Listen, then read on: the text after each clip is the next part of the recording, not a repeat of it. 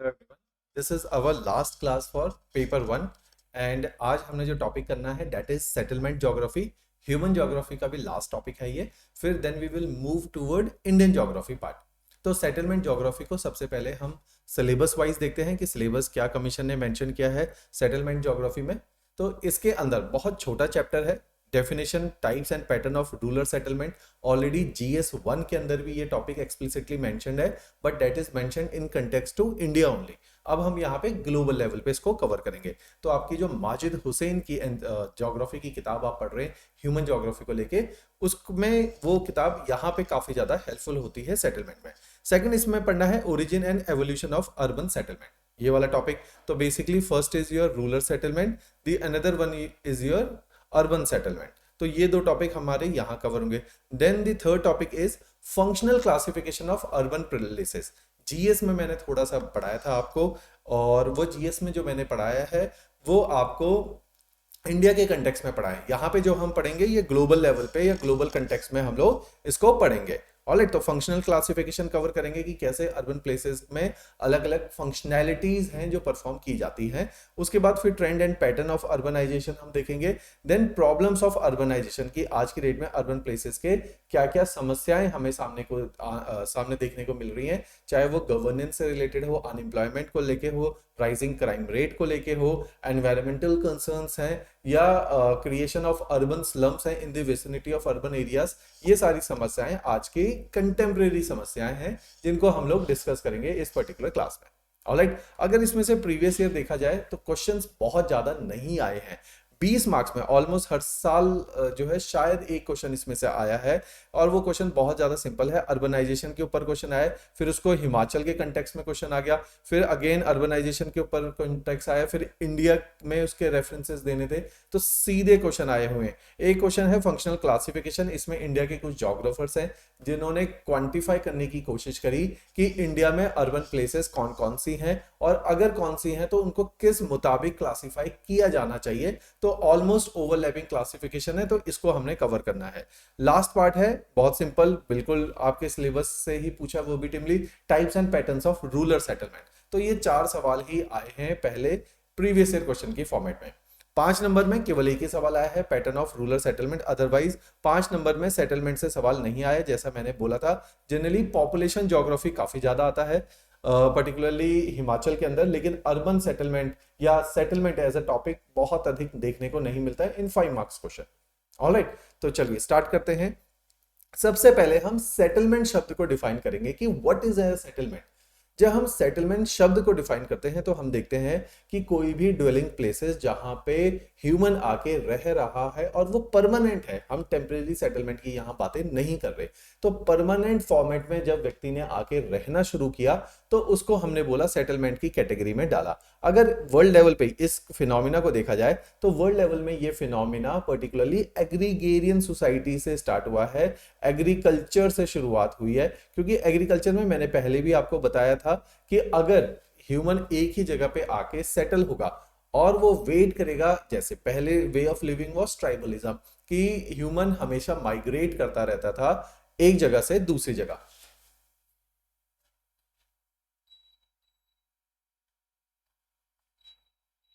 और इसी माइग्रेशन की वजह से अगर आप देखोगे कि क्योंकि माइग्रेट करता था, क्योंकि एक जगह परमानेंट रहने की कोई खास वजह नहीं थी, लेकिन with the passage of time when the society has transformed itself into the agrarian society, then he realise, human as a being has realise कि अगर वो अब एक जगह पे खेती कर रहा है तो उसको हार्वेस्ट करने के लिए वहीं पे ही रुकना पड़ेगा। तो वहां से माइग्रेशन के कॉन्सेप्ट रुकते हैं और सेटलमेंट की तरफ ह्यूमन जाता है। यहीं से सिडेंटरी एग्रीकल्चर की शुरुआत होती है या सिडेंटरी फॉर्म ऑफ लाइफ की शुरुआत होती है, क्योंकि एग्रीकल्चर ने फूड सिक्योरिटी दी। अब आपको खाने के लिए पूरी हर टाइम मूव नहीं करना। If you have cultivated a crop, you are suppose to wait for the harvesting season. वहां से परमानेंसी इन सेटलमेंट भी डेवलप हुआ। तो एग्रीकल्चर के साथ, मैंने शायद पहले भी आपको बताया है, एग्रीकल्चर के साथ साथ आपका सेटलमेंट कोरिलेट होता है। ऑलराइट, तो सेटलमेंट वहीं से शुरुआत, जो फर्स्ट सेटलमेंट सोसाइटीज थी वो एग्रीकल्चरली सोसाइटी थी। Over a period of time settlement has transform from agrarian to the urbanisation. जैसे हम इंडस वैली के भी अगर उदाहरण देखते हैं तो Indus valley civilisation was the urban based civilisation. तो ये जो अर्बन बेस्ड सिविलाइजेशन है ये रातों रात नहीं होगा। फंक्शनैलिटी एग्रीकल्चर से अदर एक्टिविटीज की तरफ जब फंक्शनैलिटी में शिफ्ट होगा, मींस बहुत लंबे समय तक आदमी एक जगह पे रुका, डाइवर्सिटी ऑफ फंक्शन आई, जब एक जगह पे रुका तो सोसाइटी एज डेवलप होने लगी, इकोनॉमिक सिस्टम डेवलप होने लगा, पॉलिटिकल सिस्टम डेवलप हुआ। तो जब अर्बन प्लेसेस आते हैं तो it is the places where well developed social, economic and political system are there. Alright, तो इस तरह से सेटलमेंट की शुरुआत हुई। जब हम रूरल और अर्बन सेटलमेंट में डिफरेंशिएट करते हैं तो प्रीडोमिनेंटली रूरल सेटलमेंट में प्राइमरी एक्टिविटीज परस्यू की जाती है। प्राइमरी एक्टिविटीज के आपके पास उदाहरण है। प्राइमरी एक्टिविटीज में fishery as a primary activity, agriculture as a primary activity, forestry as a primary activity, mining as a primary activity. तो ये जो कुछ प्राइमरी एक्टिविटीज हैं ये रूरल सेटलमेंट की निशानियां हैं। तो rural settlement are predominantly associated with the primary activities, while urban places are associated with the secondary, tertiary and quaternary activities. Alright, तो इस तरह से आप डिफरेंशिएट करते हो primary urban places and rural places के अंदर। तो इसी तरीके से आप urban settlement and rural settlement में भी डिफरेंशिएट करते हो। जब हम रूरल सेटलमेंट को पढ़ते हैं तो रूरल सेटलमेंट को पढ़ने के लिए हम देखते हैं कि घरों का जो अरेंजमेंट है, जो टाइप्स है, जो पैटर्न है, उसको ड्राइव करने वाले फैक्टर्स कौन कौन से होते हैं। तो रूरल सेटलमेंट किस तरह का होगा, क्या टाइपोलॉजी होगी, उसको ड्राइव करने के लिए मेजरली 3 फैक्टर्स आर देयर। क्या रूरल सेटलमेंट फिजिकल फैक्टर से ड्रिवन है, क्या rural settlement social and cultural factor से ड्रिवन है, या रूरल सेटलमेंट के पीछे सिक्योरिटी कंसर्न्स भी हैं। तो इन तीनों फैक्टर्स को देखते हुए हम देखते हैं कि रूरल सेटलमेंट किस तरीके से डेवलप हुआ है over a period of time.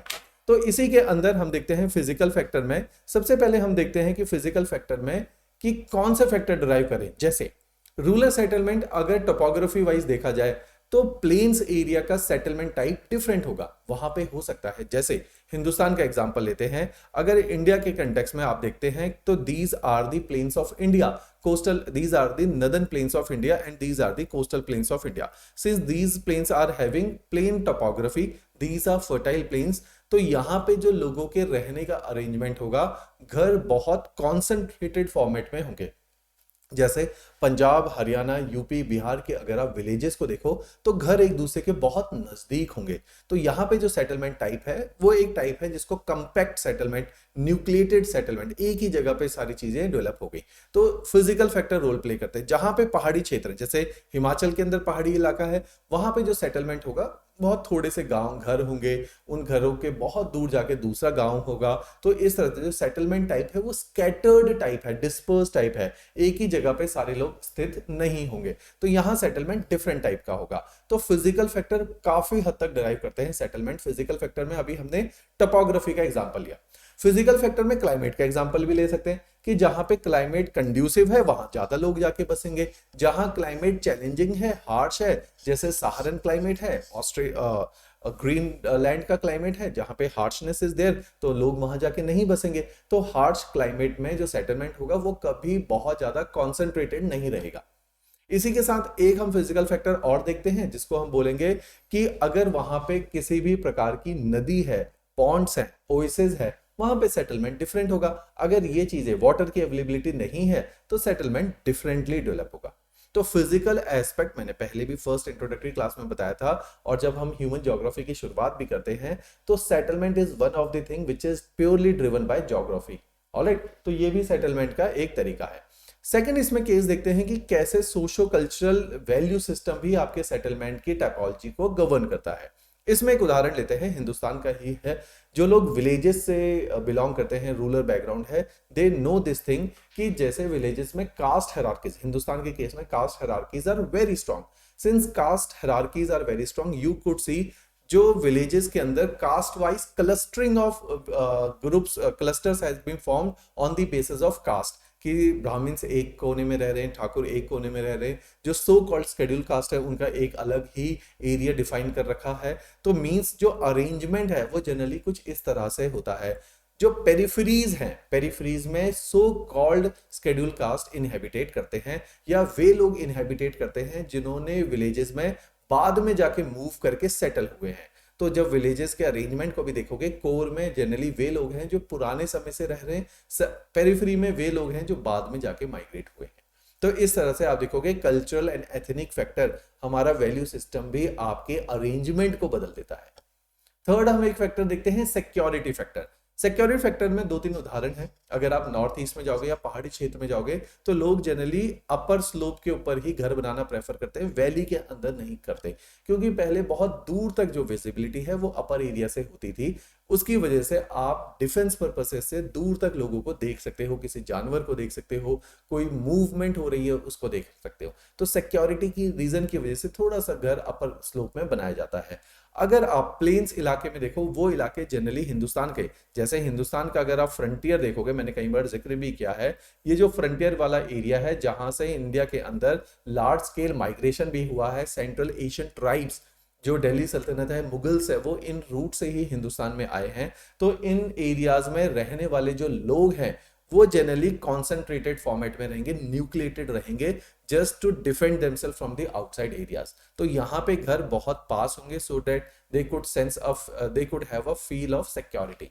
Alright, तो रूरल सेटलमेंट में ये तीन चार पैटर्न्स हैं, ये तीन चार ड्राइविंग फोर्स है जिसकी वजह से सेटलमेंट का टाइप बदल जाता है। ऑलराइट, इस टाइप को चार पार्ट में प्रीडोमिनेंटली हम डिवाइड करते हैं। एक टाइप है जब घर बहुत पास है, कंपैक्ट है, उसको बोला जाता है कंपैक्ट और क्लस्टर्ड सेटलमेंट। इस सेटलमेंट के अंदर आप देखेंगे कि घर बहुत ज्यादा क्लोजली पैक्ड हैं, एक दूसरे के काफी करीब हैं, इसलिए इसको कंपैक्ट, क्लस्टर्ड और न्यूक्लिएटेड सेटलमेंट बोला जाता है। इससे थोड़ा सा सेकंड हायरार्की में आता है जिसको बोला जाता है सेमी कॉम्पैक्ट। सेमी कॉम्पैक्ट के अंदर हम देखते हैं कि जहां पे कॉम्पैक्ट से थोड़ा सा लूजली डिफाइंड होता है सेटलमेंट पार्ट, और घर थोड़ा सा एक दूसरे से उनके बीच में इंटरस्पेसिंग ज्यादा होती है।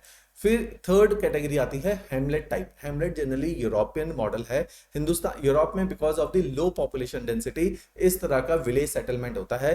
हिंदुस्तान में जो हेमलेट सेटलमेंट जनरली देखने को मिलता है ये हिली एरियाज, माउंटेनियस एरियाज में देखने को मिलता है, where there is a resource crunch. Resource crunch का मतलब क्या है, हिली एरिया में क्या होगा, कुछ घर होंगे और बहुत दूर तक केवल फील्ड्स होंगे, फिर कहीं दूर जाके एक हैमलेट होगा, फिर बहुत दूर तक फील्ड्स होंगे। ये जो सेटलमेंट डेवलप हुआ है, इस सेटलमेंट के पीछे रीजन ये है क्योंकि वहां पे productivity of land is very low. तो बहुत सारे, जैसे आप विलेज लेवल पे जाओ तो आपका एरिया बहुत बड़ा होता है, क्योंकि आपको बहुत सारे एग्रीकल्चरल फील्ड चाहिए just to sustain a single family. तो hamlet format of settlement develop होता है। इसी का और एक्सट्रीम वर्जन है जब हेमलेट के अंदर भी घर बहुत ज्यादा डिस्पर्स फॉर्मेट में होते हैं, दो तीन घर हैं फिर बहुत दूर जाके दो तीन घर हैं, इस फॉर्मेट में डिस्पर्स फॉर्मेट बोलते हैं। ये भी इंडिया के अंदर जनरली हिली एरिया का या नॉर्थ ईस्टर्न एरिया का ही एग्जाम्पल है। हिल डिस्पर्स एंड हेमलेट काफी हद तक एक दूसरे जैसे ही दिखते हैं। जो फर्स्ट है कंपैक्ट। जब कंपैक्ट सेटलमेंट को देखते हैं जहां घर बहुत क्लोजली पैक्ड हैं, ये generally north plains of India में देखने को मिलते हैं। इसका रीजन ये है क्योंकि इंडिया के नॉर्थ प्लेन्स के अंदर आपका जो एग्रीकल्चर फील्ड है उसकी प्रोडक्टिविटी ज्यादा है, क्योंकि alluvial soil is there, more over you could see perennial rivers are there. तो इनकी वजह से the productivity of land is very high. तो घर बहुत एक दूसरे के पास होंगे, थोड़े से एग्रीकल्चर फील्ड होंगे, फिर एक दूसरा विलेज स्टार्ट हो जाएगा। तो एक विलेज और दूसरे विलेज के बीच में डिस्टेंस कम होगा and the population density of each village is very high. तो these are the two characteristics of compact settlement. इसी का ही डिफाइंड इसी का सेकंड वर्जन है सेमी कॉम्पैक्ट, जिसमें मैंने एक एग्जांपल दिया था, बाहर से आके लोग सेटल होते हैं अगर विलेजेस में, तो वो उसकी पेरिफेरी में जाके सेटल हो जाते हैं। क्योंकि वो उसकी पेरिफेरी में जाके सेटल हो जाते हैं तो वो आपको सेमी क्लस्टर्ड, फ्रेगमेंटेड क्लस्टर्ड, और इंडिया के अंदर पर्टिकुलरली कास्ट सिस्टम को लेके भी इस तरह का सेटलमेंट देखने को मिलता है। ऑलराइट, तो इस तरह से हम, बहुत सिंपल है, आप अगर इसको पढ़ेंगे आसानी से आपको माजिद हुसैन भी समझ आएगा और जो मैंने नोट्स दिए हैं वो भी समझ आएंगे। बस आपने माजिद हुसैन वाले कंटेंट को थोड़ा सा अपडेट कर लेना है हमारे क्लास नोट्स के अंदर। ऑलराइट, तो this is the only responsibility you people are having. Compact settlement आप देख सकते हैं कुछ इस तरह से दृष्टिगोचर होता है, इस तरह से दिखाई देता है। घर एक दूसरे के बहुत करीब हैं और काफी दूर जाके एग्रीकल्चरल फील्ड्स होते हैं। ऑलराइट, अब इसी कंपैक्ट सेटलमेंट में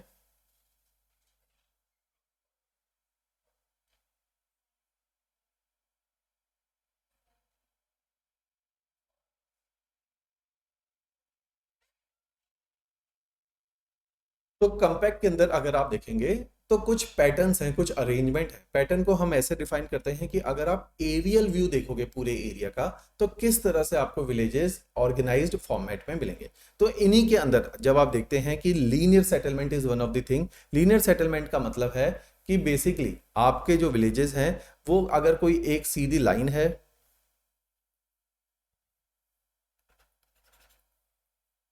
late me check it if pen is working. हाँ, अगर आपकी कोई, आप फर्स्ट इसको देख सकते हैं लीनियर सेटलमेंट में, इसके अंदर अगर आपके कोई एक रिवर है और उसी के अराउंड विलेजेस या घर ऑर्गेनाइज्ड है तो उस फॉर्मेट ऑफ सेटलमेंट को लीनियर बोल सकते हैं। यहाँ पे जो आर्टरी है, जो सेंटर पॉइंट है, that could be a river, that could be a canal, that could be a road network, जिसके अराउंड इस तरह से लीनियर फॉर्मेट में हाउसेज या विलेजेस अरेंज होंगे। तो एरियल व्यू अगर आप इसका देखा जाए तो आपको लगेगा एक लीनियर पैटर्न देखने को मिल रहा है। इसी का एक और उदाहरण है जिसके अंदर हम देखते हैं क्रॉस पैटर्न। क्रॉस पैटर्न में जनरली ये रोड के आसपास होता है। अगर कोई नेशनल हाईवे जा रहे हैं, वो एक दूसरे को क्रॉस कर रहे हैं, तो सेटलमेंट का टाइप कुछ इस तरह से हो जाता है, घर का अरेंजमेंट कुछ इस तरह से हो जाता है। इसी में एक और है स्टार लाइक के अंदर अगर आपके पास बहुत सारे रोड नेटवर्क इस तरह से क्रिस क्रॉस करते हुए निकलते हैं और घरों का अरेंजमेंट उसी के अकॉर्डिंग चेंज हो जाता है। तो इस तरह से आप देख सकते हो ये जो सारे लोकलाइज्ड फैक्टर्स हैं ये भी आपके पैटर्न को चेंज कर देते हैं। इसी के अंदर कई सारे अरेंजमेंट बढ़ते हैं। अगर एक कोई पॉन्ड है या ओएसिस है, उसके अराउंड अगर कोई कम्युनिटी, विलेजेस या हाउसेस अरेंज्ड हो तो हम बोलते हैं कि सर्कुलर पैटर्न इज देयर। तो इस तरह से डिफरेंट डिफरेंट पैटर्न अरेंज हो जा सकते हैं। इसमें एक रेडियल पैटर्न भी देखने को मिलता है डिपेंडिंग कि किसके अराउंड ये सारा अरेंजमेंट क्रिएट हुआ है। ऑलराइट, इनकी कुछ इमेजेस हैं, जैसे this is an example of linear pattern. Linear pattern में आप देख सकते हैं कि एक रोड नेटवर्क है और इसके अराउंड ही सारे हाउसेस अरेंज हो रखे हैं। तो this is the linear pattern. इसी में अगर हम देखेंगे तो this is a rectangular pattern कि सिंस जैसे इंडस वैली सिविलाइजेशन या अगर आप चंडीगढ़ का एग्जांपल लो तो roads are cutting each other at 90 degree. Since these are cutting each other at 90 degree तो रेक्टेंगुलर या स्क्वायर पैटर्न देखने को मिलता है हाउसेस के अरेंजमेंट को लेके। क्लियर। इसी में एक है, आप देख सकते हैं एक सर्कुलर पैटर्न है कि सेंटर एरिया में कोई ऐसा की पॉइंट है जिसके आसपास घर अरेंज हो। This centre area could be anything, it could be a pond, it could be a lake, it could be the panchayat भवन। हिंदुस्तान में जैसे पंचायती राज इंस्टीट्यूशन आने के बाद हमने हर गांव के अंदर पंचायत भवन बनाया है, धर्मशाला बनाई है, different different temple could be there, और religious site could be at the centre. तो इसके अराउंड पूरा विलेज फिर बाद में डेवलप हुआ है। तो इस अरेंजमेंट को हम बोलेंगे सर्कुलर पैटर्न। इसी की तरह रेडियल पैटर्न भी कुछ इस तरह से देखने को मिलता है कि रेडियस की तरफ बाहर जाके चीजें निकल रही है। अगर ये तो चलो रूरल सेटलमेंट का एग्जांपल है, अगर लंदन सिटी को देखा जाए तो वहां पर भी हाउसेस रेडियली लंदन सिटी बाहर की तरफ एक्सपेंड हुआ है, तो रेडियस की तरफ एक्सपेंड हुआ है।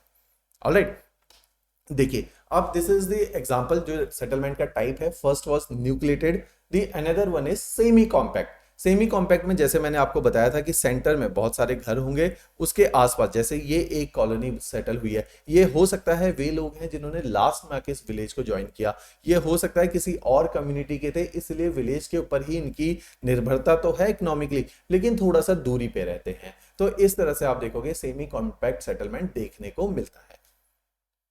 This is a Hamlet structure जिसमें आप देखोगे कि दो चार घर हैं, फिर बहुत दूर जाके दो चार घर हैं। इस तरह से हैमलेट सेटलमेंट देखने को मिलता है। ये यूरोपियन सोसाइटी का एग्जांपल है, इंडिया में कम देखने को मिलता है। इंडिया में जो इसका वर्जन है दैट इज डिस्पर्स सेटलमेंट, जिसमें एक दो घर हैं, फिर बहुत सारा एग्रीकल्चर फील्ड है, फिर एक दो घर है। यूरोप में भी ऐसा देखने को मिलता है क्योंकि population density is low as compare to the population density of Asia और इंडिया। तो वहां पे इस प्रकार का सेटलमेंट है कि रेंचेस हैं और आसपास ग्रेजिंग के लिए लैंड है, फिर रेंचेस हैं, फिर लैंड है, तो काफी ज्यादा डिस्पर्स फॉर्मेट में सेटलमेंट है।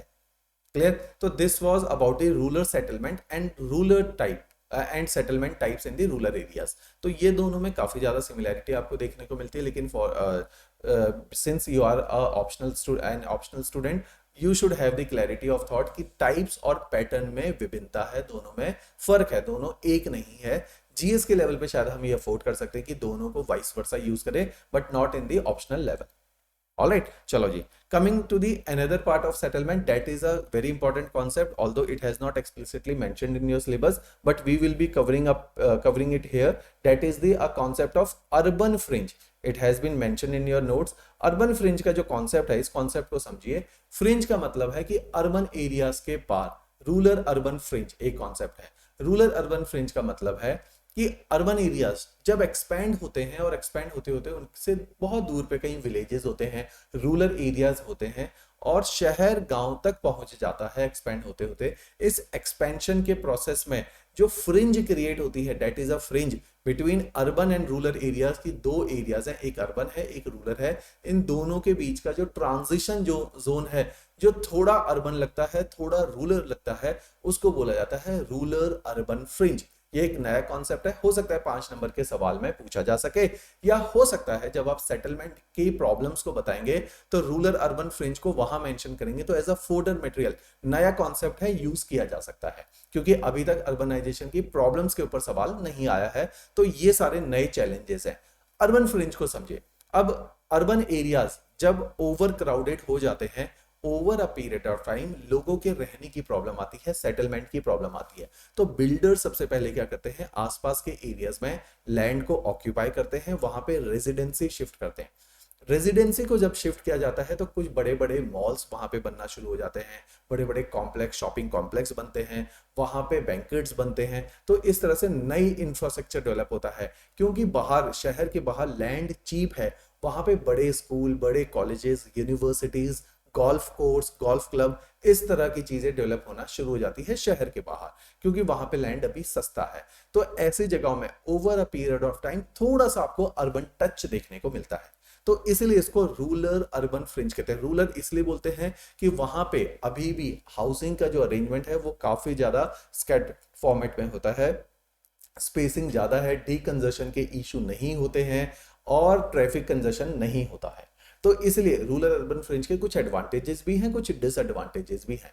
डिसएडवांटेजेस में है क्योंकि ये अचानक से डेवलप हुए एरियाज हैं, यहाँ गवर्नेंस की प्रॉब्लम आती है। हो सकता है यहाँ इलेक्ट्रिसिटी की प्रॉब्लम हो सकता है वाटर सप्लाई की, सैनिटेशन का इशू हो, लॉ एंड ऑर्डर का इशू हो, क्राइम रेट कई बार इन जगहों पे हाई होता है, सिंस जो पुलिस है, जो आपका गवर्नेंस मैकेनिज्म है, वो एक्सपेंडिंग पेस से इस एक्सपेंडिंग सेटलमेंट की पेस को कैचअप नहीं कर पाता। इसकी वजह से गवर्नेंस और एम्यूनिटीज में हमेशा गैप बना रहता है। हो सकता है ऐसे इलाकों में हॉस्पिटल्स कम हो, तो इस तरह से आप देखोगे वहां पे वो सारी अर्बन एम्यूनिटीज अभी नहीं पहुंची होती, क्योंकि ये रिसेंटली डेवलप्ड प्लेसेस होते हैं जो इन फ्यूचर अर्बन क्लस्टर बन जाएंगे, ठीक है, लेकिन अभी नहीं है। तो ऐसे एरिया को हमेशा बोला जाता है रूरल अर्बन फ्रिंज। इसके कुछ एक की पॉइंट है कि यहाँ पे लैंड हमेशा रीजनेबल होता है as compare to the land in the urban areas. अगर आप यहाँ रेंट पर्पसेस से देखेंगे तो ये चीप होते हैं, यहाँ अगर घर खरीदने के पर्पज से देखेंगे तो ये चीप होते हैं, या पार्किंग स्पेस काफ़ी अबंडेंटली अवेलेबल होती है। यहाँ पे अगर आप देखेंगे कि एक्सेसिबिलिटी चीज़ों की ईजी है, कि रोड नेटवर्क एक बार डेवलप हो गया तो यू विल सी कि इसका सिटी के साथ कनेक्शन अच्छा स्टैब्लिश हो जाता है। नेगेटिव पॉइंट है, कई बार इन इलाकों में पब्लिक ट्रांसपोर्ट सिस्टम डेवलप नहीं होता। For example, many of you must be having a touch with the Chandigarh. Chandigarh के फ्रिंज में नए नए शहर डेवलप हुए हैं, जिनको बोला जाता है conceptually satellite towns. Satellite town का मतलब है कि शहर में कंजेशन ना हो तो आसपास उसके नए टाउनशिप डेवलप की जाती है, ताकि शहर के ऊपर सेटलमेंट का बर्डन ना पड़े, क्योंकि अब चंडीगढ़ जैसा सिटी जो चारों तरफ से पैक्ड है, यहाँ और सेटलमेंट की व्यवस्था नहीं हो सकती, it could not expand outward, तो हमें नए शहर बनाने पड़ेंगे। तो उसी नए शहर को बनाने के लिए चंडीगढ़ के फ्रिंज में if you will see there is a Mohali में एक रीजन है न्यू चंडीगढ़। वो इसीलिए डेवलप किया जा रहा है क्योंकि चंडीगढ़ के ऊपर सेटलमेंट का बर्डन ना पड़े। पंचकुला, न्यू पंचकुला, अगर आप देखेंगे डेराबस्सी, जीरापुर, ये जो फ्रिंजेस में चंडीगढ़ के सिटीज डेवलप हो रहे हैं, ये इसी तरीके से हो रहे हैं। अगर अभी इन सिटीज को देखा जाए तो बिल्कुल रूरल अर्बन फ्रिंज के एग्जांपल है। यहाँ घर सस्ते हैं, स्पेस अबंडेंट है। अगर यहाँ पे देखा जाएगा कि तो हाउसिंग कॉम्प्लेक्स हैं, या गोल्फ पार्क हैं, या होटल्स हैं, जो भी डेवलप हो रहे हैं वो बहुत स्पेशियस डेवलप होंगे। यहाँ पे एक कॉमन प्रॉब्लम गवर्नेंस की है। जो फैसिलिटीज, जो एमिनिटीज आपको चंडीगढ़ सिटी में मिलेंगी वो शायद यहाँ पे अवेलेबल नहीं होगी। यहाँ पब्लिक ट्रांसपोर्ट सिस्टम उतना डेवलप नहीं होगा कि चंडीगढ़ से पब्लिक ट्रांसपोर्ट सिस्टम द्वारा कनेक्टिविटी वेल एस्टैब्लिश अभी नहीं हुई। तो ये एक उदाहरण है अर्बन फ्रिंज के। सिमिलरली अगर आप इसे एनसीआर से भी कंपेयर कर सकते हैं कि दिल्ली के आसपास जो satellite town like Noida, Ghaziabad, Faridabad, Gurgaon, ये जो डेवलप हुए हैं ये फ्रिंजेस की फॉर्मेट में डेवलप हुए, अब ये अपने आप में अर्बन क्लस्टर बन चुके हैं। लेकिन जब ये डेवलप हुए तो इनमें आप देखोगे एक ट्रेंड देखने को मिलता है रूरल टू अर्बन ट्रांजिशन का। लेकिन over a period of time now they are well established. NCR region इनको बोला जाता है, या हमारे ज्योग्राफी की टर्म्स में मेट्रोपॉलिटन एरियाज बोला जाता है। क्लियर? चलो, तो इस तरह से आप देखोगे रूरल अर्बन फ्रिंज देखने को मिलता है। एक और कॉन्सेप्ट है जो कि ये भी आपके अगर अर्बन एरियाज की प्रॉब्लम्स आप बताओगे तो उसके अंदर ही ये इशू आएगा। टॉपिक है rural urban continuum. Rural urban continuum का मतलब समझिए, हम कहते हैं कि अर्बन एरियाज वो एरियाज हैं जहां पे नई पॉपुलेशन या कॉस्मोपॉलिटन कल्चर डेवलप हुआ है। लेकिन इन अर्बन एरियाज में रहने वाले, ये एक सोशियोलॉजिकल कॉन्सेप्ट है, ये एक साइकोलॉजिकल कॉन्सेप्ट है। ये ज्योग्राफी में इसलिए उतरा गया है क्योंकि अर्बन एरियाज की एक नई प्रॉब्लम्स देखने को मिल रही है जिसको बोला जाता है rural urban continuum. Rural urban continuum का मतलब है क्योंकि लोग इंडिया के अंदर जो अर्बनाइजेशन प्रोसेस है वो पोस्ट इंडिपेंडेंस तेजी से हुआ है। अर्बन एरियाज में जो लोग शिफ्ट भी हो रहे हैं वो अभी फर्स्ट जनरेशन माइग्रेंट है, उनका रूरल बैकग्राउंड में एग्रीकल्चरल बैकग्राउंड जरूर रहा है या रूरल ट्रेडिशनल आउटलुक हुआ है। ये रूरल ट्रेडिशनल आउटलुक शहरों में भी उनके साथ आता है क्योंकि जब व्यक्ति मूव करता है तो अपने साथ इनहेरेंटली कल्चर के ट्रेड लेकर आता है। वो ट्रेड्स वो शहर में लेकर आता है और उन ट्रेड्स में से कुछ ट्रेड्स मॉडिफाई हो जाते हैं शहरों की डिमांड के अकॉर्डिंग, कुछ उसके अंदर अभी भी इम्बाइब्ड और इनग्रेन्ड फॉर्मेट में रहते हैं।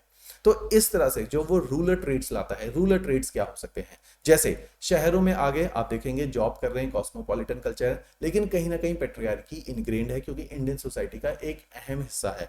हम कहते हैं शहरों में कास्ट सिस्टम नहीं माना जाता, लेकिन बहुत सारे ऐसे लोग मिलेंगे जो शहर के अंदर भी वो कास्ट हायरार्कीज को फॉलो कर रहे हैं या उस मानसिकता के साथ शहर में आए हैं। बहुत सारे ऐसे लोग होंगे जो शायद गर्ल्स एजुकेशन को अभी भी शहरों में आने के बाद भी प्रमोट नहीं करेंगे। तो इस तरह की जो आपकी रूरल मानसिकता है जब वो शहरों तक भी आती है तो इसको बोला जाता है रूरल अर्बन कॉन्टिनम, कि आपका वो जो साइकोलॉजी है, जो सोसाइटी है, वो आज भी कंटिन्यू हो रही है, जो हो सकता है ट्रेडिशनली बाउंड हो और हो सकता है वो ऑर्थोडॉक्स भी हो। क्लियर? तो इस तरह से रूरल अर्बन कॉन्टिनम को हम एक्सप्लेन करते हैं, ये एक साइकोलॉजिकल या सोशियोलॉजिकल कॉन्सेप्ट है। क्लियर? चलिए जी, now moving to the another part that is the urban settlement. Urban settlement को हमने डिफाइन किया कि हमने कहा रूरल और अर्बन सेटलमेंट डिफरेंशिएट क्या किया जाएगा। डिफरेंशिएशन ये है कि rural areas are predominantly driven by the primary economic activities while urban areas are dominated by the secondary, tertiary, quaternary and quinary activities। तो ऐसे हम अर्बन सेटलमेंट को डिफाइन करते हैं। सिंस रूरल एरियाज में क्योंकि प्राइमरी में भी एग्रीकल्चर सबसे ज्यादा डोमिनेंट एक्टिविटी है, एग्रीकल्चर में फील्ड साइज ज्यादा चाहिए और लोग हमेशा कम होते हैं, तो उस केस में हम देखते हैं कि population density is very less, but in the urban areas since we have the different functionalities of occupation, तो आपका देखा जाएगा कि population density is very high in the urban areas।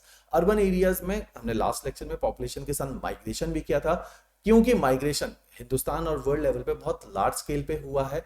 Rural to urban migration के अगर उदाहरण देखेंगे, European society में सबसे पहले अर्बन प्लेसेस डेवलप होने लगी।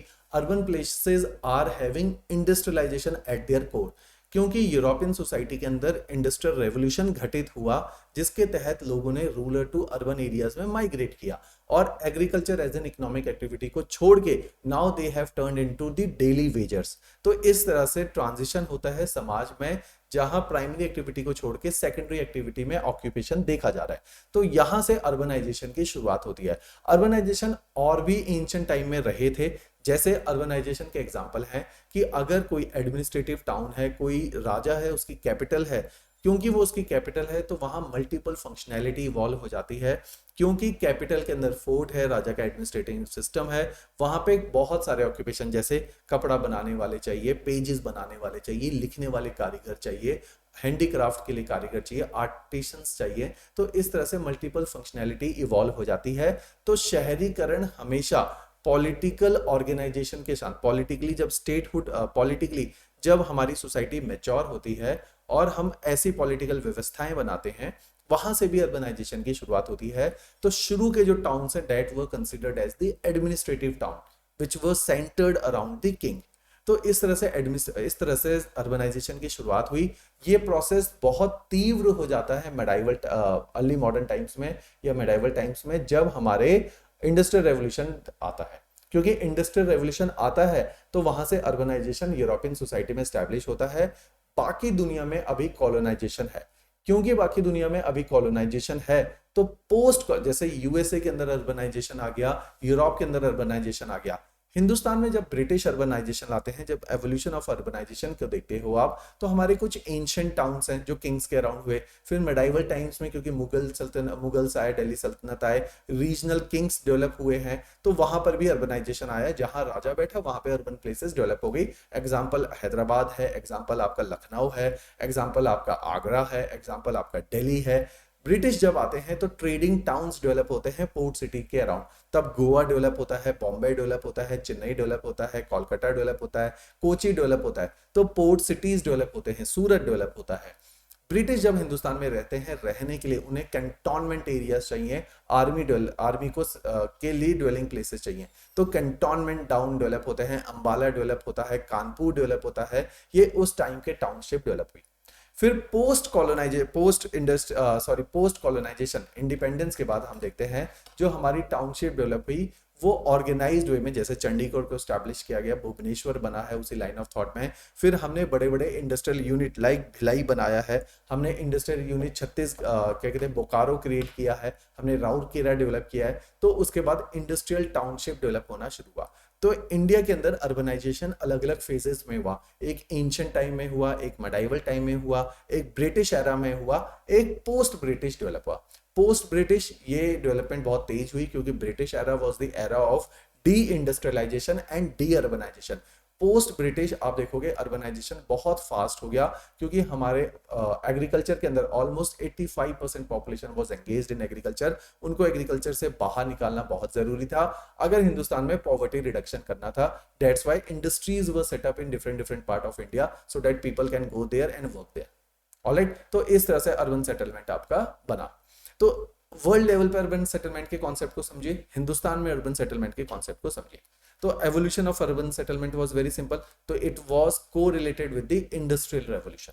चाहे हिंदुस्तान के अंदर अगर हम बोलते हैं इंडस्ट्रियल रेवोल्यूशन आया तो सन 1950 के बाद आया क्योंकि British era was the era of deindustrialisation and deurbanisation. हमारा जो अर्बनाइजेशन है और इंडस्ट्रियलाइजेशन हुआ सन 1950 के बाद हुआ जब हमने डेलिबरेटली इंडस्ट्रीज को डेवलप किया in different part of the India. Urban settlement की अगर हायरार्कीज को देखें on the basis of their size, that size is population size not the areal size. Population के बेसिस पे अगर अर्बन सेटलमेंट को देखेंगे तो हम देखेंगे कि अर्बन एरियाज के अंदर आप उनको टाउनशिप भी बोल सकते हो, टाउन्स आर देयर। टाउन से थोड़ा बड़ा सिटी हो सकता है, सिटी से बड़ा कनम्ब्रेशन हो सकता है, कनम्ब्रेशन से बड़ा मैग्नोपोलिस हो सकता है। तो मैग्नोपोलिस के अंदर हम देखते हैं कि मल्टीपल सिटीज, बड़े बड़े कैलिबर के सिटीज एक ही जगह पे जब बन जाते हैं तो it has been termed as megalopolis. इनके कुछ उदाहरण है, टाउन और सिटी शायद आपको समझ आता है। कनम्ब्रेशन का एग्जाम्पल है दिल्ली का एनसीआर रीजन। कनम्ब्रेशन मतलब होता है एक बड़ा शहर और उसके आसपास धीरे धीरे उसकी पेरिफेरी में बड़े बड़े शहर डेवलप हो रहे हैं। जैसे दिल्ली के अराउंड शहर डेवलप हो रहे हैं, जैसे आपके मुंबई के अराउंड शहर डेवलप हो रहे हैं, क्योंकि दिल्ली में पॉपुलेशन प्रेशर ज्यादा है, इंडस्ट्रीज और आना चाहती हैं। तो हम देखेंगे दिल्ली के अराउंड गुड़गांव आईटी हब की तरह डेवलप हुआ, Noida manufacturing and IT hub की तरह डेवलप हुआ, फरीदाबाद डेवलप होता है, गाजियाबाद डेवलप होता है, सोनीपत डेवलप होता है, पानीपत डेवलप होता है, बहादुरगढ़ डेवलप होता है, मानेसर डेवलप होता है। तो इस तरह से आप देखोगे कि दिल्ली सराउंडेड बाय हरियाणा। तो जो दिल्ली के आसपास की सारी पेरिफेरीज हैं वो अब एक कनम्ब्रेशन की तरह देखने को मिलती है। इन सबका पॉपुलेशन साइज देखोगे बहुत बढ़ गया है। इसमें अगर आप देखोगे functionalities of a city develop हो चुकी है, multi functionality cities are there. तो इस तरह से कनम्ब्रेशन को डिफाइन करते हैं। जब ऐसे ही मल्टीपल कनम्ब्रेशन बन जाएंगे और ये आपस में एक लाइन में खड़े हो जाएंगे, फिर हम इसको बोलेंगे कि ये यूएसए का, जैसे north eastern part of USA is considered as a megalopolis, कि आपके बड़े बड़े शहर चाहे न्यू जर्सी है, बॉस्टन है, न्यूयॉर्क है, वॉशिंगटन है, ये सब एक लाइन में ही आ जाएंगे। तो ऐसे बड़े बड़े कन्वर्सेशन जब एक लाइन में लीनियर पैटर्न में देखने को मिलेंगे तो फिर हम इनको बोलेंगे कि मेगालोपोलिस क्रिएट हो चुका है। तो ये मेगालोपोलिस के एग्जांपल अभी केवल यूएसए एंड चाइना में देखने को मिलते हैं, क्योंकि चाइना का eastern coast is already heavily populated. Similar megalopolis के एग्जांपल देखने को मिलते हैं आपको south eastern part of Australia, जहां Sydney, Melbourne, Canberra, Adelaide, Brisbane ये सारे शहर सिचुएटेड हैं। सारे बड़े बड़े शहर हैं और एक ही लाइन में डेवलप हुए। ऑलराइट, तो कन्वर्जेशन एग्जांपल इन सारी जगहों के हैं। इन फ्यूचर ब्राजील में भी अगर आप देखोगे जो सिटीज हैं, जो पोर्ट सिटीज हैं वहीं डेवलप होंगी, और आज से 20 साल बाद ब्राजील में भी मेगालोपोलिस के एग्जांपल देखने को मिलेंगे। क्लियर? देखिए, these are the city of Japan. Shanghai है, बीजिंग है, multiple cities are there in a single linear pattern. Now India में जब हम टाउन शब्द को डिफाइन करते हैं तो टाउन शब्द की डेफिनेशन है कि 5000 से ज्यादा लोग कहीं रह रहे हैं, वहां पॉपुलेशन डेंसिटी 400 से ज्यादा होनी चाहिए, और उनकी जो फंक्शनैलिटी है वो फंक्शनैलिटी एग्रीकल्चर के अलावा, जो मेल पॉपुलेशन है 75% of the mail population should be engaged in any other economic activity other than agriculture. तो अगर ये सारी कंडीशंस फुलफिल होती है तो हम उसे बोल देते हैं टाउन है। तो टाउन की 6 कैटेगरीज हैं on the basis of its size. तो वो 6 कैटेगरीज डिफरेंट डिफरेंट टाउन की हैं on the basis of their size. Alright, जैसे इंडिया में जो बड़े शहर हैं, आप ये देखिए, ये evolution of Indian urbanisation. Ancient time में अर्बनाइजेशन डेवलप हुआ जो किंग्स के अराउंड डेवलप हुआ। मेडाइवल टाइम्स में क्योंकि पूरे इंडिया का एक्सटेंट कवर हो चुका था, मल्टीपल किंग्स वर देयर, तो उनकी राजधानी उनके जो है टाउनशिप को डेवलप करती है, अर्बन सेटलमेंट डेवलप हुआ। उसके बाद फिर मॉडर्न टाइम्स के अंदर आप देखोगे कि ब्रिटिश और पोस्ट ब्रिटिश एरा हमें देखने को मिलता है।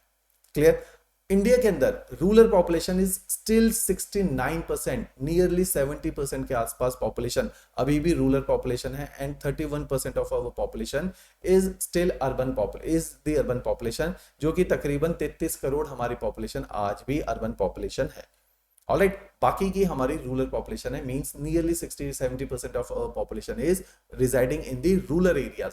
इसलिए मैंने आपको बताया था कि अगर आप जीडीपी को भी देखेंगे तो उसका टिल्ट अर्बन एरियाज की तरफ है। तो मैक्सिमम जो जीडीपी है वो अर्बन एरिया से आता है, क्योंकि वहां पे लोगों के पास रोजगार है, सर्विस, मैन्युफैक्चरिंग, क्यूनरी एक्टिविटीज हैं, जहां पे पैसा ज्यादा मिलता है as compare to rural areas.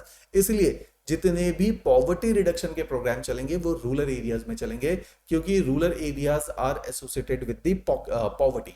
तो अगर पॉवर्टी रिडक्शन करना है तो रूरल एरियाज में, अगर इंफ्रास्ट्रक्चर डेवलप करना है तो रूरल एरियाज में। तो इंफ्रास्ट्रक्चर डेवलपमेंट के जैसे रूरल सेटलमेंट के साथ आपका रूरल पॉपुलेशन भी एसोसिएट होता है, तो रूरल एरियाज में डेवलपमेंट को लेकर बहुत सारी स्कीम है। जैसे one of them is Bharat निर्माण योजना, कि आप रूरल एरियाज में वो सारी फैसिलिटीज दो, इंफ्रास्ट्रक्चर फैसिलिटीज दो जो शहरों में होती है, जैसे बिजली है, मकान है, आपका इलेक्ट्रिसिटी नेटवर्क है, वाटर सप्लाई है। तो इस तरह के 5 मिशन हैं भारत निर्माण के अंदर जो हमें रूरल एरियाज में प्रोवाइड करने हैं। Over a period of time government का भी, जैसे हमने मिनिस्ट्रीज डेवलप करी हैं जो रूरल एरियाज को, रूरल डेवलपमेंट मिनिस्ट्रीज हैं, रूरल एरियाज में डेवलपमेंट के प्रोसेसेस को पिकअप करेंगे। ऑलराइट, तो इंडिया के अंदर अगर आप अर्बनाइजेशन को देखा जाए तो अर्बनाइजेशन को हम देखते हैं कि उन शहरों में जहां पे एग्रीकल्चरल बेस्ड सोसाइटी नहीं है वहां अर्बनाइजेशन थोड़ी ज्यादा है। जैसे गुजरात है, महाराष्ट्र है, कर्नाटका है, तमिलनाडु है, केरला है, यहाँ पे अर्बनाइजेशन ज्यादा है, शहरीकरण ज्यादा है। Himachal Pradesh is the least urbanised state. Hilly areas में अर्बनाइज्ड सिटीज डेवलप करना कठिन होता है, इसलिए majority of the population is residing in the rural areas where agriculture is the chief economic activity. Similarly in the eastern part of India, Mizoram is the state जो कि सबसे ज्यादा अर्बनाइज्ड स्टेट है, जहां पे तकरीबन 50% जनसंख्या आज अर्बनाइज है। It is the maximum urbanised state in India, highest level of urbanisation 50% के around, 51% is there. Other than Mizoram आप देखेंगे अर्बनाइजेशन का लेवल कम है, क्योंकि if hilly areas will be there तो फंक्शनैलिटी चेंज नहीं हो सकती, मैक्सिमम एडमिनिस्ट्रेटिव टाउन बनते हैं। क्योंकि एडमिनिस्ट्रेटिव टाउन बनते हैं, इंडस्ट्रीज नहीं डेवलप होती इन सारे एरियाज में, इसलिए यहाँ पे फंक्शनैलिटीज मैक्सिमम एग्रीकल्चर ही रहती है। अगर इंडिया का कोर देखा जाए, हिंदू हिंदी बेल्ट जो हमने कल्चर ऑफ इंडिया में देखा था, वहां पर भी अर्बनाइजेशन बहुत कम है। उसका रीजन अर्बनाइजेशन कम होने का इसलिए है क्योंकि इन पर्टिकुलर इलाकों में आप देखेंगे एग्रीकल्चरलिस्ट एरियाज बहुत अच्छे हैं, फर्टाइल प्लेन्स हैं, तो पीपल अभी भी अर्बन इंडस्ट्रियलाइज की तरफ मूव नहीं करे। Moreover, lack of industrialization is because of the failure of the state government, which could not transform the state from agrarian to industrialized. तो ये अगर आप देखेंगे नॉर्थ इंडिया में, पर्टिकुलरली हिंदू हिंदी बेल्ट में, the poor leadership is there, that's why these areas are devoid of industries. Bihar, UP, west Bengal, Punjab, Haryana, यहाँ पे industries नहीं है, इसलिए शहर नहीं है। साउथ इंडिया में अगर आप देखोगे, अगर आपने इकॉनमी पढ़ा है, हम देखते हैं एफडीआई का जो इनफ्लो है नॉर्थ के इन स्टेट्स में नहीं है, क्योंकि यहाँ पे स्टेबलाइज्ड गवर्नमेंट नहीं है, लॉ एंड ऑर्डर के इश्यूज हैं, जिसकी वजह से यहाँ इंडस्ट्रियलाइजेशन नहीं है। दूसरी बेल्ट बच जाती है हमारी Himalayan belt. Himalayas are devoid of resources since topography is challenging. Transport and communication सबसे इंपॉर्टेंट एस्पेक्ट होते हैं इंडस्ट्रीज के, क्योंकि वो नहीं है इसलिए अर्बनाइजेशन लो है।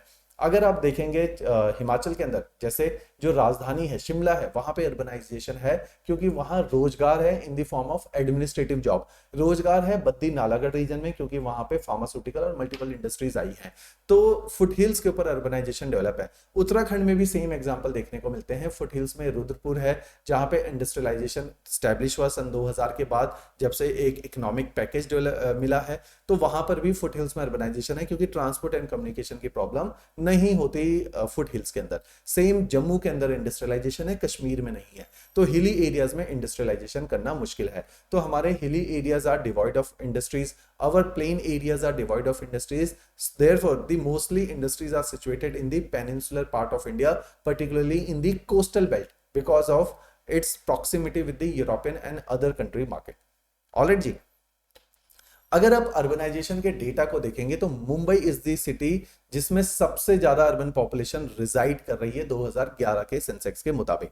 देन दिल्ली, देन बेंगलोर, हैदराबाद, तो ये बड़े शहर हैं इंडिया के जिनमें अर्बनाइजेशन सबसे ज्यादा देखने को मिलता है। क्लियर है जी? तो these are the few urban areas of India, जिसमें से दिल्ली एनसीआर रीजन सबसे बड़ा रीजन है, जिसको मैं कनम्बरेशन की कैटेगरी में रखता हूं। ऐसे ही मुंबई वाला रीजन कनम्बरेशन है, क्योंकि उसी के पास पुणे और नासिक डेवलप हुआ है। जो हमारे कॉरिडोर्स बन रहे हैं, वो कॉरिडोर्स अगर आप देखोगे, इंडिया के 4 कॉरिडोर्स बन रहे हैं, नेशनल इंडस्ट्रियल मैन्युफैक्चरिंग जोन, 4 जो कॉरिडोर बन रहे हैं, उन कॉरिडोर्स में हम मल्टीपल सिटीज डेवलप कर रहे हैं, ताकि इंडिया में यूएसए की तरह इन फ्यूचर मेगालोपोलिस के कॉन्सेप्ट आ जाएं और मल्टीपल सिटीज रहें। तो इस कॉन्सेप्ट को हम कहते हैं कि मल्टीपल सिटीज हम डेलिबरेटली डेवलप कर रहे हैं, ताकि एक पर्टिकुलर सिटी के ऊपर इकोनॉमिक या सेटलमेंट के बर्डन ना पड़े। इस कॉन्सेप्ट को बोला जाता है प्राइमेट सिटी। ये एक नया कॉन्सेप्ट है, 5 नंबर के क्वेश्चन में एक्सपेक्टेड है। ठीक है, प्राइमेट सिटी का कॉन्सेप्ट समझो। प्राइमेट का मतलब होता है पूरे कंट्री में या पूरे इलाके में एक शहर है जो बाकी सारे शहरों से एक्स्ट्रा ऑर्डिनरीली बड़ा है, ये शहर को बोला जाएगा प्राइमेट सिटी। जैसे यूके के अंदर लंदन बाकी शहरों से बहुत बड़ा है, फ्रांस के अंदर पेरिस बाकी शहरों से बहुत बड़ा है। तो इस तरह के प्राइमेट सिटी के कॉन्सेप्ट देखने को मिलते हैं। हिंदुस्तान में ये कॉन्सेप्ट नहीं है। जैसे मैंने आपको उदाहरण दिया कि हिंदुस्तान में मुंबई, दिल्ली, कोलकाता और बेंगलोर, इनकी जो पॉपुलेशन साइज है वो तकरीबन बराबर है। तो इंडिया में प्राइमेट के कॉन्सेप्ट नहीं है। इंडिया के प्राइमेट कॉन्सेप्ट नेशनल लेवल पे नहीं है, लेकिन स्टेट लेवल पे है। जैसे हर स्टेट के अंदर, हिमाचल का एग्जांपल लेते हैं, हिमाचल में शिमला के में जो पॉपुलेशन साइज है वो बाकी डिस्ट्रिक्ट से या बाकी सिटी से, हिमाचल की बाकी सिटी से एक्स्ट्राऑर्डिनरीली लार्ज है। ऐसे ही अगर महाराष्ट्र का एग्जांपल लिया जाए तो मुंबई बाकी सिटी से सबसे बड़ा है महाराष्ट्र की। ऐसे ही अगर कर्नाटक का एग्जांपल लिया जाए तो बेंगलोर बाकी शहरों से बहुत बड़ा है। ऐसे ही अगर तमिलनाडु का एग्जांपल लिया जाए तो चेन्नई बाकी शहर से पॉपुलेशन साइज वाइज काफी बड़ा है। नॉर्थ ईस्ट में देखते हैं, इम्फाल को अगर हम देखेंगे, ईटानगर को अगर हम देखेंगे, गुवाहाटी को देखेंगे, तो ये सारे वो शहर हैं जो जनरली कैपिटल सिटीज हैं। यहाँ पे एडमिनिस्ट्रेटिव जॉब्स हैं, इसलिए लोग यहाँ पे मूव करते हैं, इनकी पॉपुलेशन साइज बाकी के शहरों से बढ़ जाती है। तो स्टेट लेवल के ऊपर आपको प्राइमेट सिटी का कॉन्सेप्ट देखने को मिलता है। प्राइमेट सिटी मतलब वो शहर जो बाकी सारे शहरों से एक्सेप्शनली पॉपुलेशन साइज में बड़ा है। नेशनल लेवल पे हमें नहीं देखने को मिलता, यस, लेकिन स्टेट लेवल पे देखने को मिलता है। क्लियर? तो इंडिया में प्राइमेट सिटी के कॉन्सेप्ट स्टेट लेवल पे एग्जिस्ट करते हैं, नेशनल लेवल पे नहीं करते। ना कि केवल इंडिया, पूरी दुनिया में जो प्राइमेट सिटी का कॉन्सेप्ट है वो छोटे कंट्रीज के कॉन्सेप्ट है। जैसे श्रीलंका में प्राइमेट सिटी हो सकता है कि उनकी कैपिटल प्राइमेट हो, कीनिया में हो सकता है उनकी कैपिटल प्राइमेट हो, यूएसए में नहीं हो सकता। यूएसए में बहुत सारे शहर हैं जिनमें बहुत सारी पॉपुलेशन रिजाइड कर रही है। चाइना में प्राइमेट सिटी नहीं है, बीजिंग, शंघाई, ये बड़े बड़े शहर हैं। जापान के अंदर टोक्यो है या बाकी सारे सिटीज हैं, योकोहामा है, ये जो सारे शहर हैं इनमें पॉपुलेशन साइज सब में ज्यादा है। टोक्यो में भी बहुत हाई पॉपुलेशन साइज है। तो प्राइमेट सिटीज के कॉन्सेप्ट छोटे शहर छोटे कंट्रीज में देखने को मिलते हैं। ऑलराइट, नाउ इंडिया के अंदर फंक्शनैलिटी वाइज अगर टाउन को कैटेगराइज करें कि उनकी फंक्शनैलिटी क्या है, फंक्शनैलिटी का मतलब है उनका ऑक्यूपेशन का मेन जरिया क्या है। तो आप देखोगे हिंदुस्तान में एडमिनिस्ट्रेटिव टाउन भी बोला जा सकता है। जितनी भी राजधानियां हैं शहरों की उनको एडमिनिस्ट्रेटिव टाउन बोला जाता है कि ये टाउन एडमिनिस्ट्रेटिव टाउन है। सेकंड हम देखते हैं कि इंडिया के अंदर इंडस्ट्रियल टाउन है, क्योंकि इंडिया के अंदर माइनिंग टाउन है तो उन्हीं के पास इंडस्ट्रियल टाउन होंगे। इंडस्ट्रियल टाउन के एग्जांपल आपको पता ही है कि चाहे दिल्ली इंडस्ट्रियल टाउन है, फरीदाबाद इंडस्ट्रियल टाउन है, गुड़गांव इंडस्ट्रियल टाउन है। इंडस्ट्रीज कई सारे कैटेगरी हैं, आईटी इंडस्ट्री भी हो सकती है, पोर्ट सिटी के आसपास विशाखापट्टनम इज द टाउन, या आपकी मैन्युफैक्चरिंग इंडस्ट्री हो सकती है, या आपकी मेटलर्जिकल इंडस्ट्री हो सकती है। तो industrial towns are there. More over अगर किसी फंक्शनैलिटी की ट्रांसपोर्ट सिटीज हैं, ट्रांसपोर्ट सिटीज जनरली वो सिटीज होती हैं जो ट्रांजिशन के ऊपर होती हैं, जैसे विशाखापट्टनम है जहां से मोड ऑफ ट्रांसपोर्टेशन चेंज होता है, कांडला है, सूरत है, अंकलेश्वर है, यहाँ पे मोड ऑफ ट्रांसपोर्टेशन चेंज होता है। बाहर से जो इंपोर्ट एक्सपोर्ट आता है वो इन सिटीज पे उतरता है, फिर बड़े बड़े ट्रक्स यहाँ पे आते हैं या मल्टीपल ट्रांसपोर्टिंग सिस्टम यहाँ से डेवलप होता है, चाहे रेलवे है, इनलैंड वेज है या आपका रोड नेटवर्क है। ये क्योंकि डेवलप होते हैं, ये ट्रांजिशन के पॉइंट होते हैं, यहाँ पे बहुत ज्यादा in with the passage of time यहाँ अर्बनाइजेशन डेवलप हो जाता है। तो ट्रांसपोर्ट टाउन है। कुछ एक कॉमर्शियल टाउन है जो पर्टिकुलरली किसी एक कॉमर्शियल एक्टिविटी के लिए काफी ज्यादा इंपॉर्टेंट है, उन टाउन्स को बोला जाता है कॉमर्शियल टाउन। जैसे आपका सहारनपुर वाला बेल्ट है, जैसे आपका मुरादाबाद है, ब्रास इंडस्ट्रीज के लिए डेवलप है। तो ऐसे कुछ एक टाउन्स हैं जिसकी अपनी एक एक्सपर्टीज है, उस एक्सपर्टीज के कारण वो काफी ज्यादा फेमस होता है। जनरली आप देखोगे जीआई इंडिकेटर किसी इंडस्ट्रीज से रिलेटेड हो तो वो कॉमर्शियल टाउन ही होते हैं। क्लियर? इसी तरह से माइनिंग टाउन आपको पता है हिंदुस्तान में जहां जहां पे माइनिंग होती है, चाहे वो राजस्थान का रीजन है, चाहे वो मध्य प्रदेश का बालाघाट है, चाहे छोटा नागपुर प्लेट्यू है, चाहे महाराष्ट्र का रत्नागिरी है, यहाँ पे क्योंकि mining is there therefore these are considered as mining town. Next is garrison या कंटोनमेंट टाउन जिनको बोला जाता है, जिसके अंदर आप ब्रिटिश टाइम से देखा जाए या पोस्ट ब्रिटिश भी देखा जाए, जहां पे आर्मी रहेगी तो वहां पर भी टाउनशिप डेवलप हो जाती है। चाहे पठानकोट है, चाहे हमारा अंबाला वाला बेल्ट है, चाहे दिल्ली में कैंटोनमेंट है, कानपुर की कैंटोनमेंट है, साउथ इंडिया की कैंटोनमेंट बेल्ट है। तो जहां जहां पे कैंटोनमेंट होगी वहां पर भी टाउनशिप डेवलप हो जाता है। एजुकेशन टाउन इंडिया के एग्जांपल है, जैसे रुड़की है, वाराणसी है, कोटा है, ये सारे आपके एजुकेशन टाउन है। बनस्थली है, एजुकेशन टाउन है। एजुकेशन को लेने के लिए लोग दूर दूर से यहाँ जाते थे। Over a period of time township वहां पे डेवलप हो गई। हिसार एजुकेशनल टाउन है, हरियाणा के अंदर है। तो these are some educational towns. फिर कुछ रिलीजियस एंड कल्चरल टाउन्स हैं। रिलीजियस एंड कल्चरल टाउन्स का मतलब है जैसे हरिद्वार है, जैसे उज्जैन है, जैसे बोध गया है, जैसे अमृतसर है। तो ये जो टाउन्स हैं, अगर हिमाचल के लेवल पे जो छोटे छोटे आपके जो देवी दर्शन के आसपास आप देखेंगे टाउनशिप डेवलप हो जाती है, तो उन टाउन्स को रिलीजियस एंड कल्चरल टाउन्स भी बोला जाता है। ऑलराइट, तो इस तरह से हमने सेटलमेंट ज्योग्राफी को अप्रोच करना है। Things are very simple. हमने सीधा है ये टॉपिक, सीधे क्वेश्चन आते हैं, बहुत टफ क्वेश्चन नहीं है। आप माजिद हुसैन पढ़िए, जो मैंने कंटेंट दिया है उसको पढ़िए। उसके अलावा आपको कुछ नया अखबारों में मिलता है, कोई नया कंटेंट मिलता है, तो अपने इन्हीं नोट्स के साथ इनकॉर्पोरेट कर लीजिए। बहुत सरल है, बहुत सीधा है। ऑलराइट, तो here we are done with our this chapter, that is our settlement geography. From next class we will be starting with our Indian geography part. Already, चलिए जी, thanks a lot.